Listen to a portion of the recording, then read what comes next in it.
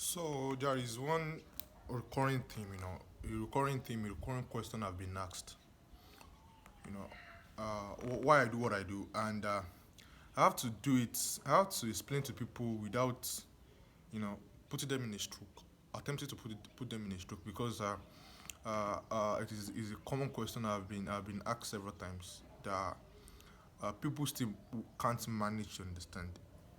And I want to just put it to bed once and for all. Once you ask me this question, please go come back to this video. And the question is why I do what I do and what I'm doing actually leads to. So due to the recent disappearance of penises in Nigeria, I haven't addressed and I'm too busy to actually address it. You might see I'm scruffy and I haven't I'm scruffy. In fact, I'm outside right now. I'm outside the building and I'm not around and I have been working. So what I what I would do right now is attempt to put this simply, simply put this, and I'm going to write it out on the screen. And what I'm trying to do is basically this. My mission, simply put, is to create a unifying understanding of the nature of reality as a foundation for Nigeria's national unity, foundation to Nigeria's national identity. You know, for a unifying understanding of the nature of reality as a foundation for Nigeria's national identity.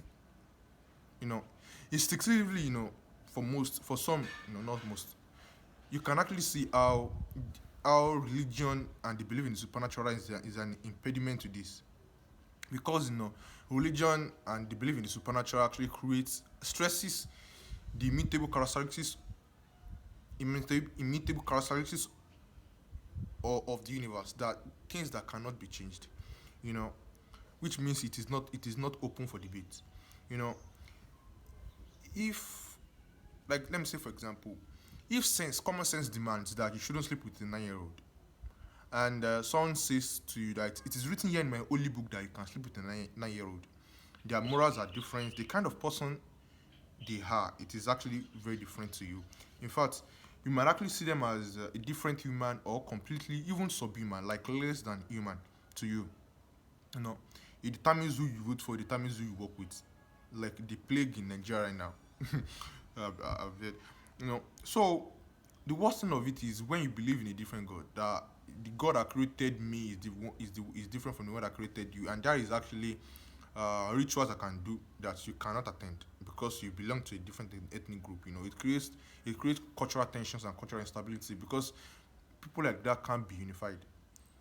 And that is basically what I'm trying to do. You can actually see the the when it comes to the characteristics of human, you can actually see the immutable notion about it. Like, for example, during the election, and they said uh, uh, there were rituals in Lagos that you couldn't attend as a human, as Igbo people cannot attend. And what they actually mean is that uh, Yoruba people, the people that did the ritual, what it actually means is that you what it means to what when you once you're Yoruba, you are a complete epitome of what it means to be human, an human being, and what others and that, and it's the same.